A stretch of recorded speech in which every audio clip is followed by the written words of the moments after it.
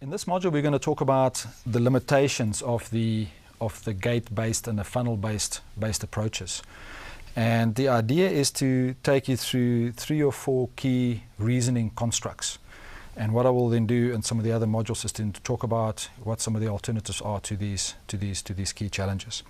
So the first thing is that the model of invention and the ability to take a new either discovery or invention and commercialize it, if it requires large degrees of capital investment, is something that you would want to make sure you manage the risk of.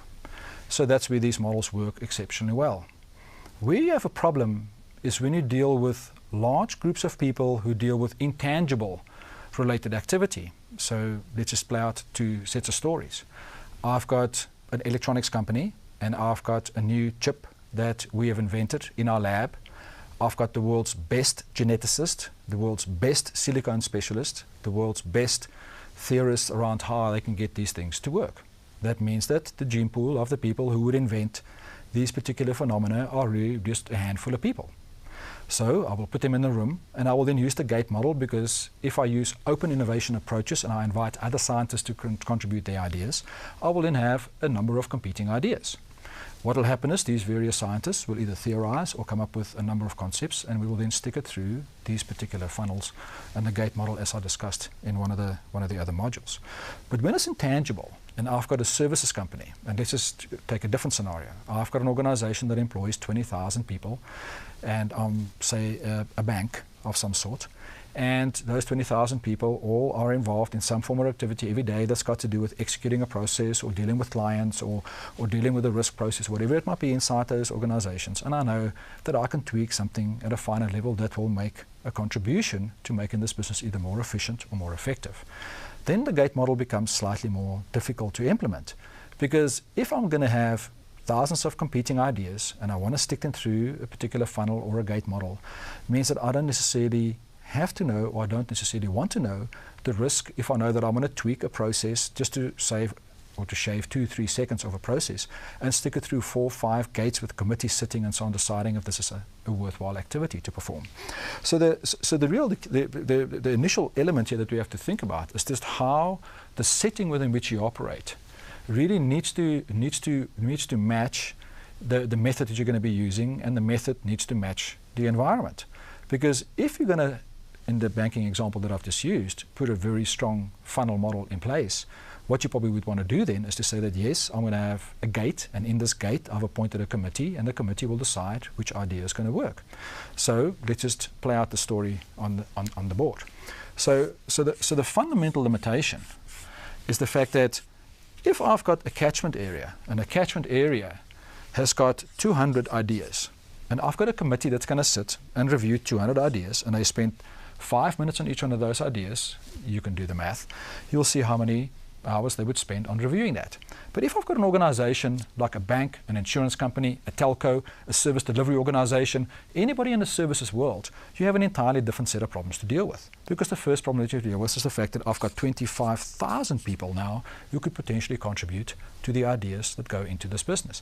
So if I have a funnel and I want to create a catchment area where each one of these people can capture 25,000 ideas, say per month, let's not even get to per week or anything, even if they just do it per year, and I want to then have a committee to sift through 25,000 ideas and to stick it through 5 gates, you can start seeing the problem. So even if they manage to get through the 25,000 ideas and they spent 5 minutes per idea reviewing them, and then what they then do is they then come up with the 10,000 top ideas, the 2,000 top ideas, the 500 ideas are going to be implemented right down to maybe say 100, and they've got an aggressive model to select ideas because you have figured out how to do this. You still have man-years of activity involved in just deciding, because you got a larger catchment area. So the challenge primarily in the funnel world or in the gate-based world is the fact that you've got a scale versus scope dilemma. And that is that the economies of scope that normally is what is used to reduce the number of ideas that go through the stage gate is crucially important to develop those ideas to fruition. Where in the services industries, and the challenge behind this, where the service industry has a problem for you, is the fact that you focus mostly on the economies of scale. you want a large group of people to participate in bringing ideas into your business that's going to develop you going into the future. So back to the product world. So what happens in the funnel environment is the fact that you want to drive adoption into a much wider group of people. So that means you use economies of scope inside your business to achieve economies of scale outside your business. In a services world, it's the reverse of that. You drive economies of scale internally to get economies of scope outside. So all of the adoption models, if you think about Geoffrey Moore's work around crossing the chasm inside a tornado, the main street, the language that gets used in other disciplines could mean I got the innovator, the early adopter, the early majority, the late adopter, and so forth. If you look at the adoption curves, it's mostly driven around picking the few great ideas that represent a dominant design that will get to market, that will get you to cross the chasm, to conquer an entirely new way of doing things. So if you had to consider the PC operating system, and it doesn't matter if you look at an Apple or a Microsoft or any one of those platforms, it's a known phenomena. It's not a phenomena that you're going to reinvent. But if you look at a tablet as a new concept, it was not invented by a group of people, definitely not by 20,000. Apple had 2 people come up with the idea that kept millions busy. So in the services world versus the product world, this problem plays out in the fact that you don't know how to select the right ideas, and you don't necessarily know how it's going to play out by the time it gets adopted into a certain market.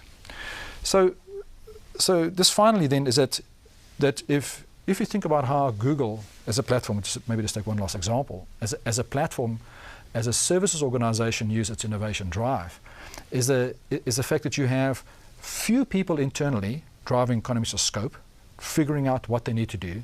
They reinvent something, and they then rely on the adoption outside through the economies of scale for people to then adopt these ideas. The ideas that don't get adopted then get killed because they are externalized to the business. So we see that because of these complex interplays, if you think about your system of innovation, your approach of innovation, all the way through to how you're then going to externalize some of these ideas, or create a fair number of issues when you're trying to formalize very strictly an internal system where you've got committees and teams own innovations and drive the selection of these innovations.